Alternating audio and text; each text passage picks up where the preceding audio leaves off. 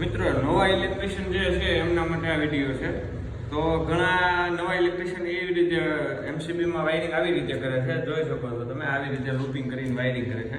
પણ આવી રીતે વાયરિંગ કરવાથી 2.5 mm ની અંદર લોડ પડે છે, કેમ કે આ બધી એમસીબીનો જે લોડ છે એ એક વાયર ઉપર આવે છે. 2.5 mm નો જે નાખેલો હોય છે એની માટે. પણ આવી રીતે નથી કરવાનું. અને મેન લાઈન જે છે એ આ જગ્યા આપે છે, એમાંથી બધે પાવર સપ્લાય થાય છે.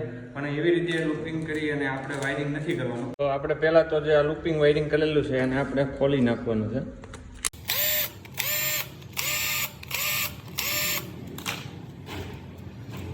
હવે આપણે આને અલગ અલગ વાયરિંગ આપણે જોઈન્ટ કરી દેવાનું છે.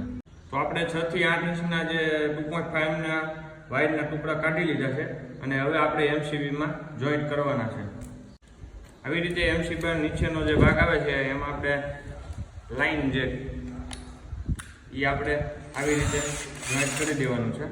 અલગ અલગ બધી આ એમસીબીમાં આપણે આવી રીતે ટુકડા જોઈન્ટ આવી રીતે કરવાથી બધી એમસીબીમાં અલગ અલગ રીતે લોડ વેચાઈ જાય છે અને એક વાયર ઉપર લોડ નહીં પડે. આપણું જે બ્રેકર છે ને એ જલ્દીથી ખરાબ નહીં થાય અને એક વાયરિંગ પણ આપણું નહીં બળે. તો આવી રીતે મિત્રો તમે જોઈ લો, આવી રીતે આપણે અલગ અલગ 2.5 mm ના જે રેડ કલરના એ આપણે વાયરના ટુકડા જોઈન્ટ કરી દીધા છે અલગ અલગ એમસીબીમાં.